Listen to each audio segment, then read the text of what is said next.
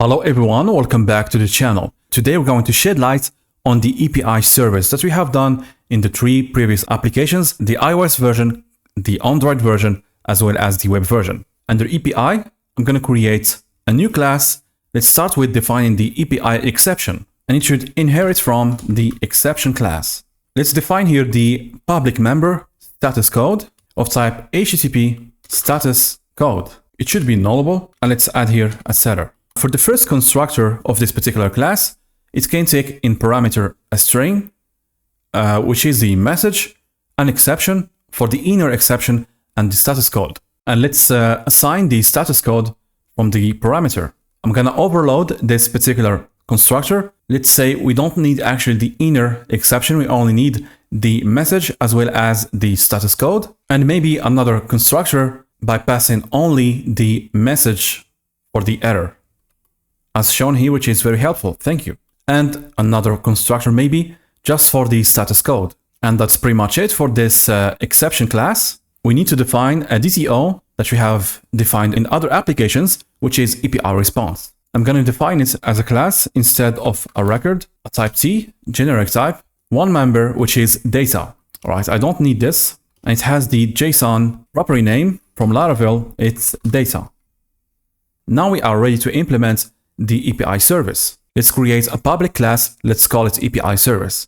We should never hardcode the client. It's the same thing here under WPF or C#. We're going to use or to inject the client regardless if it's a mock client or a real client. It has to be of type HTTP client. In the primary constructor, we need another dependency for the base URL. It is optional. Let's name it base URL of type string. I'm going to assign a private HTTP client and the same for the base URL. Now, in order to make an API call, we have to use the HTTP request message, and we have to provide the HTTP method and to add the headers and to get the response. Now let's start implementing the first function, which is get function, task of a generic type of type T. Let's name the function get of type T, and the T stands for the response. We need the URL. It could be base URL or just a normal endpoint, and the headers. It has to be a dictionary of type string, which is correct from the suggestion. I will surround the whole thing with try catch. Let's store this request under this variable HTTP request message. And we have to pass here the method get method, and we have to pass the URL by using URL class, and let's pass the URL as an argument. I'm going to create here a private function. You can name it as suggested here, build URL. This will return the string. Let's check first of all, is no or white space, which is the base URL from the class API service. In this case, we're going to use the URL from the parameter. Otherwise, we have to add the base URL to the endpoint, which is the URL. Basically, this URL could be a full URL, including the HTTP and whatnot, or just the API endpoint. I will add the base URL and the URL. And let's add the build URL, and we have to pass the URL as an argument. Now we have to construct the headers. We have a default header that we have to attach, which is application JSON. If this parameter is not null, which means that it has been provided by the developer basically. And again, I'm proceeding in the same manner. If you don't mind, I'm going to make this class reusable, not only for this particular project, but it's going to be reusable in different projects, which is again the same philosophy of core module section. We're going to loop basically over the headers, and we have to attach, as we have done here, the headers by using key value, which is correct. Now we have to get the response. I'm going to store the response under response message. To make this function more efficient, I would like to add here a cancellation token to cancel the request programmatically. I'm going to add it here as a parameter. It's going to be an optional parameter. We have to store the response, or the response will be await and HTTP client and send async, and passing the request, configure await false. The response will be await and HTTP client, send async, and we have to pass here as an argument the request, as well as the cancellation token. We have to cast it to cancellation token, and we have to configure await false. So you're gonna ask me, what does this mean, configure await? Anyway, In short, configure await set to false means that we're going to stay under the background thread and we're not going to return to the UI thread, which is very important. Next, we have to do response and ensure success status code. If you do remember, under the other applications, we have the get version and the raw get. For this particular one, it should be the get version. Therefore, we have to use or we have to return an API response if we need the cancellation token and if you don't need the cancellation token. If this is not provided, which means that we don't need the cancellation token, this API response, and we have to decode from JSON to the API response. Therefore, I'm going to create a JSON serializer option. It's going to be a private member for this class. It's going to use the default web version. It is of type JSON serializer options, and we have to provide the web version is what we need under this tutorial. Now we have to do JSON serializer, deserialize async. The type of this value should be response, API response of type C, and we have to provide as a first argument the response stream and the JSON serializer option. Let's add here the response stream. Before ensuring success status code, underneath the else statement, a stream which is nullable. Let's call it response. All right, let's see the proposition. Response stream awaits, which is correct, 100% correct. This is awesome. By doing configure await false, we're gonna stay always on the background thread, which is very important.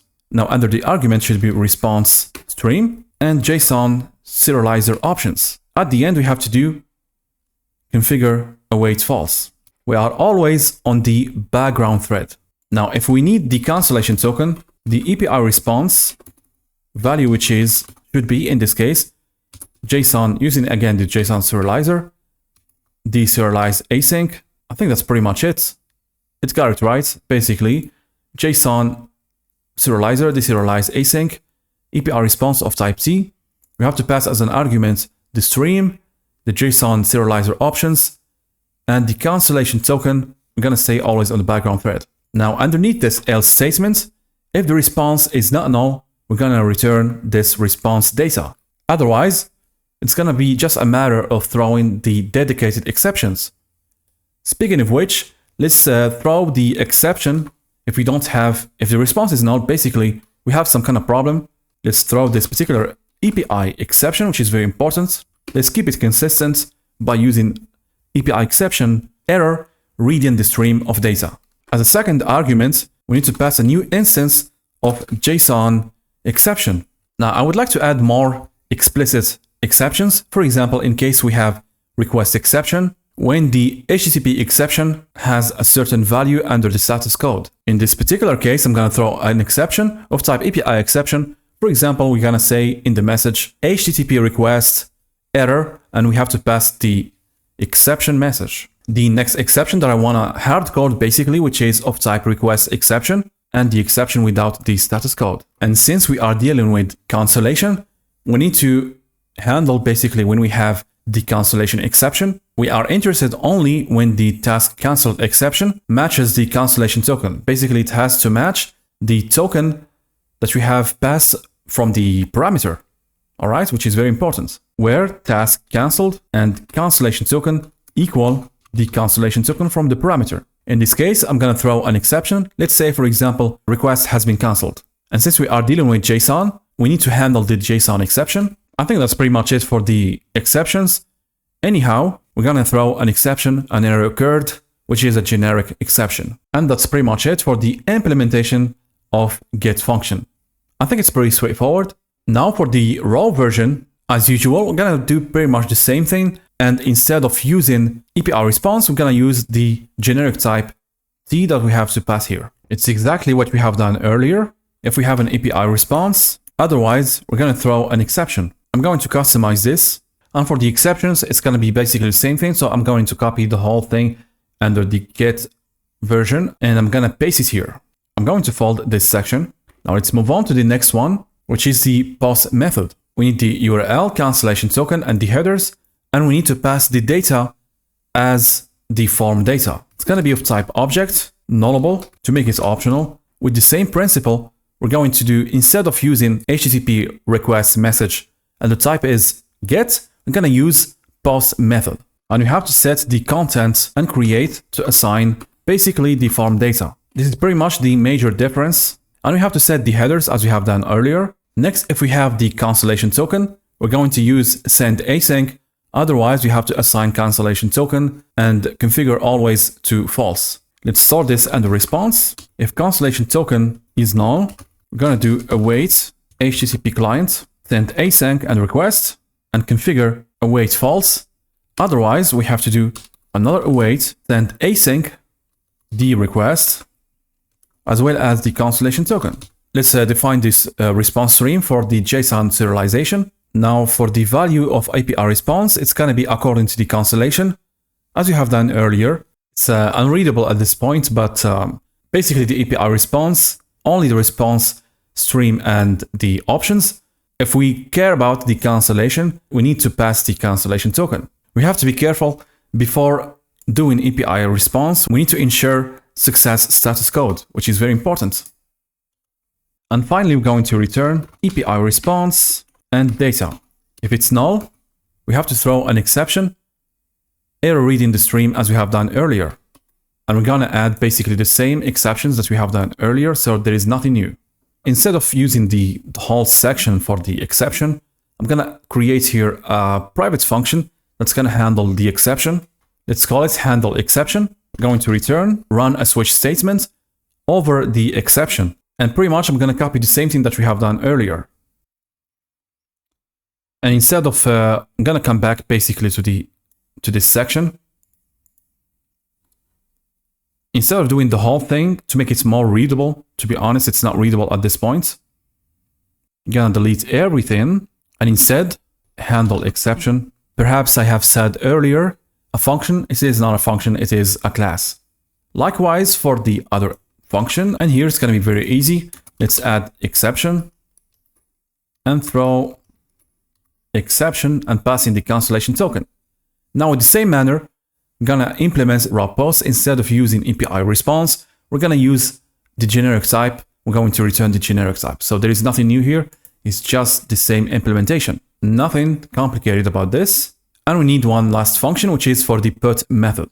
And of course, we need to handle the errors as we have done earlier. And I think that we are done with the API service. For debugging purposes, let's add the API service logger. This class is going to inherit from delegating handler. I would like to add here a callback function under API service logger. That's going to serve a very good purpose, to be honest, which is to show the debug messages under testing environment, which is very important. It's going to be an action, which is a callback function. String for the message on print. I'm going to initialize the onPrint private member. We want to override the send async to send a request. And while sending the request, we're going to print some stuff under the console. We need to print, or we need to handle two separate sections. The section under the normal output of the console and the output when it comes to testing. This function will use the action that we have defined here. If it's provided, we're going to use this to show messages here under test. If it's not provided, we're going to use debug and write line. I would like to start by defining the header of this log section. Next, we're going to log the request information. I'm going to do it as a private function. I'm going to show here, for example, the request as well as the base URL and the method HTTP method. And let's show the headers. If the headers are available from the request, we're going to show the headers and we will loop over the headers. If we have a content, we're going to show the body content. Let's read first of all the content as a string synchronously. If it's null, we're going to show this particular request content. Otherwise, let's show empty. As I've said earlier, after this particular section, I'm going to log the request as an argument, the request. Next, I'm going to call send async. Let's surround this block with a try catch. All right, let's see the proposition. All right, we're going to call base sync, which is the parent one. The default one, send async, as an argument, the request and the cancellation token. We don't need this. In case if we have an exception, we're going to log basically the exception, and we have to do here and. We're going to show this particular message before throwing the exception. Next, we need to show the response. We're going to log the response, otherwise we're going to do here early return. And let's see if it is under success status code. Next, if we have some headers, I'm going to show the headers as we have done earlier. And if you have the content, the same for the content. Now, if the response content is null or white space from calling string, we're going to show response body empty. And we have to do here an array return. I'm going to deserialize basically the response. Afterward, we're going to show the response body by using log. If we have an exception, we're going to log the raw JSON response. Now, if the response is null, I'm going to log this particular response body. Instead of empty, it should be null. And that's pretty much it for the API service logger.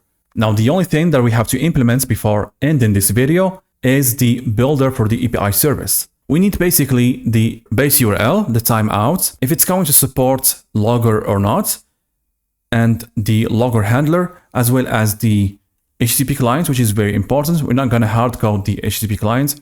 And let's implement the first function to get you up and running with the builder pattern. Let's do the setter for the base URL first. And the rest is going to be similar. Let's name it base URL. Going to assign the base URL to base URL and return this. Likewise for the rest of the setters. Next, we have to add the function that's going to build or to provide this instance. We have to do some guard statement, if you will, or some protection in order not to build something stupid. Let's check first of all if we have an empty base URL or null. In this case, I'm going to throw an exception, invalid operation exception. Next, we're going to check on the HTTP client. Now, if we don't provide the HTTP client, we're going to use the default request handler. This is where we're going to construct the HTTP client for the normal environment. Otherwise, we're going to construct the HTTP client for the mocking section of the API service. In case if we are under testing environment, we're going to simply return new API service and have to use the HTTP client that we're going to construct in testing environment and to pass here the base URL. Now we need to customize the HTTP client under a normal environment. All right. In other words, we need to set the logger and we need to set the base URL or the base address and the timeout and so on and so forth. I would like to customize here the logger or to set the logger. We're going to use the logger that we have implemented earlier. For the inner handler, it's going to be new HTTP client handler. Otherwise, we'll create a new HTTP client handler address and the timeout. As after this, we're going to customize the default request handlers. Default request handlers accept application JSON. And that's pretty much it for this API service builder. And that's going to be it for today's video. For the next tutorial, we're going to secure our GWT token using Data Protection API. I hope you have learned something new. See you in the next one and happy coding.